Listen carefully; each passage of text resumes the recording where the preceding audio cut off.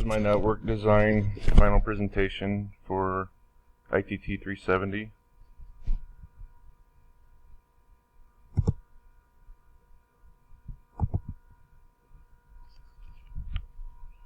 The first part of the design is the project scope, and in that project scope we have the project charter, and the purpose of this project is to upgrade antiquated and proprietary wireless networks that pose a significant security risk that is lacking scalability and compatibility, to be able to expand and integrate necessary hardware systems that secure networks across organizations' 32 sites across the country. The networks be able to safely enter progress reports to corporate databases using iPads, process sales information from kiosk systems, support voice over wireless IP phones. The current wireless networks do not support voice over IP and is not secure enough to process sales information, so they're lacking in the security encryption protocols needed for hardware compatibility and security for that matter. The wireless networks will need to extend well beyond the model home to allow construction workers to be able to enter progress reports from outside of buildings and provide a good range for those voice over IP phones that will extend beyond the immediate area. And there's the assumptions that we are assuming that the hardware in place is compatible with current ISP hardware, so switches and Ethernet, the cabling, the low voltage wiring, things like that. All current network hardware is basically unsalvageable, and we'll also be using certified bonded contractors for installing at the sites.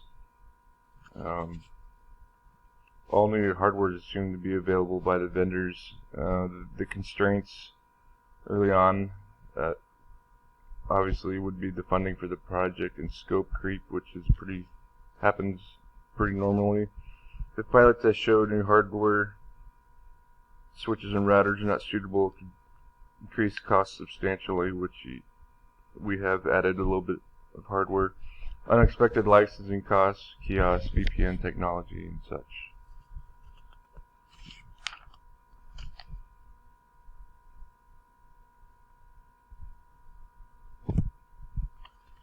In the feasibility study,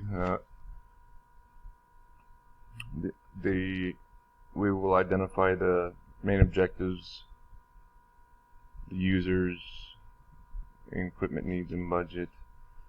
The main objective of the network is to support the 32 business sites with wireless connectivity. We need to support voice over IP phones. We need to make sure that we have connectivity to the corporate network. The sales kiosks are secure. Mobile devices have stable connections. There's secure wireless communications with current standards. Provide scalability, so it's going to be expandable without upfront costs like we're experiencing with this project. Centralized management, compliance, as well as site redundancy, which is important. There's always issues from time to time. Intended users, well, we have the construction workers, which will have restricted access. Pretty much everyone will have restricted access to what is required, more of a cyber principle of least privileged access. We've got sales employees, we got our customers, there's corporate employees that will have connectivity, the voice over IP phone users, and the administrative staff to manage the networks. Intended devices, we have laptops, desktops, VoIP phones, and then your networking hardware, access points, switches, routers, and incorporate the LAN controller. The company currently has low voltage electrical and some switches and equipment in place. Mainly the ISP hardware is what we're counting on not having to change. The networks will use a VPN to tunnel into corporate to access domain services, exchange and messaging services and such. And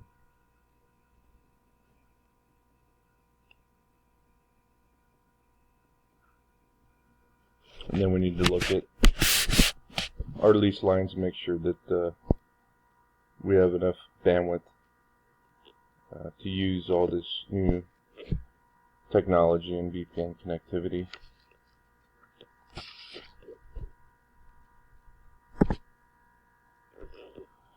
So in the network analysis portion, it goes over application services, data sources, users, and speed expectations. It begins with defining applications and services used. Software VPN will be used on the network, but will be on-premise, working with the OpenVPN vendor. Browser internet access is required on all devices. There are SQL reporting, database access, point of sale systems. We will be using Power over Ethernet where we can, and voice over IP. So we propose to upgrade the switches. This is a lot of additional communications and things that need to be supported. And the data sources, access SMB shares for corporate documents so you can securely store and back up.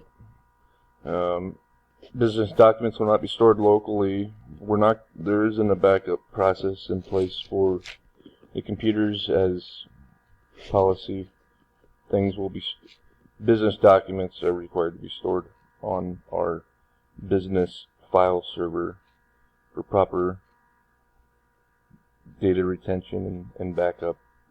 Exchange server access, messaging, VoIP services like Skype for Business, Office phones. Potentially in the future, we may look at having a specialized VoIP server.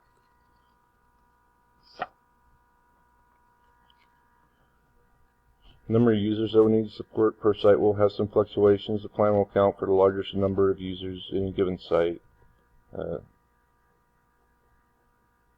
We need to make sure we have room for growth. So each site will have some construction workers, a few sales employees, and you have your customers that will be accessing the iPads and entering information.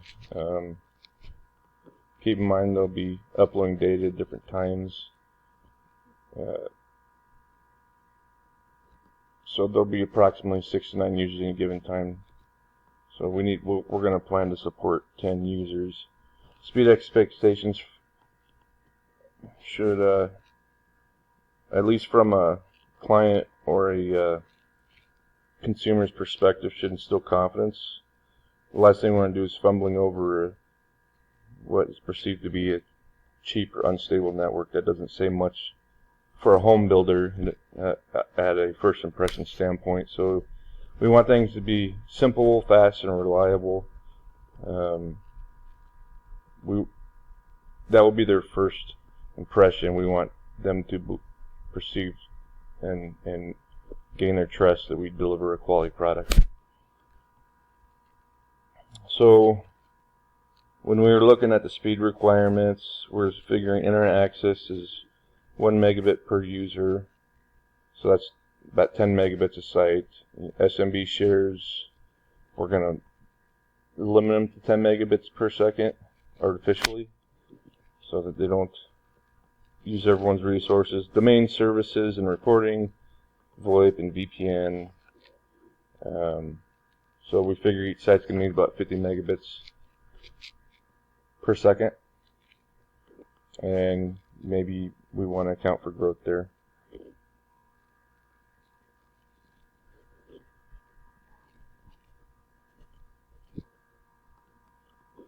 As well, the speed expectations. There's going to need to be some bandwidth analysis done after the pilot, so that's our initial expectations. 50 megabits, which is still pretty serviceable by ISPs. That could be doubled easily to 100.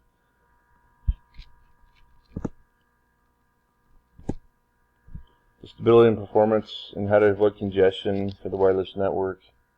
IP phones, congestion issues, roaming issues.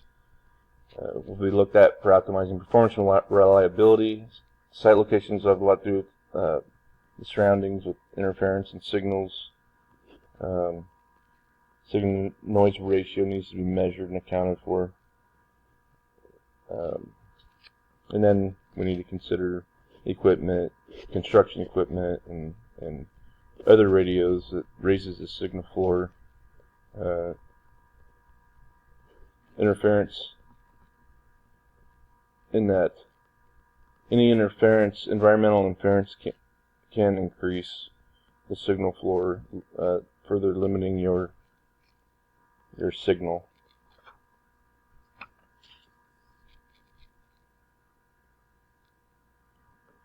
Signal noise ratios also will need to be addressed during the site analysis, meaning before any equipment's actually installed. That needs to be looked at and considered as well, at later optimizing and checking for performance and stability. The wireless IP phones needs to have extended range, and so there are ways to do that with QoS, but we need to make sure that we look at that.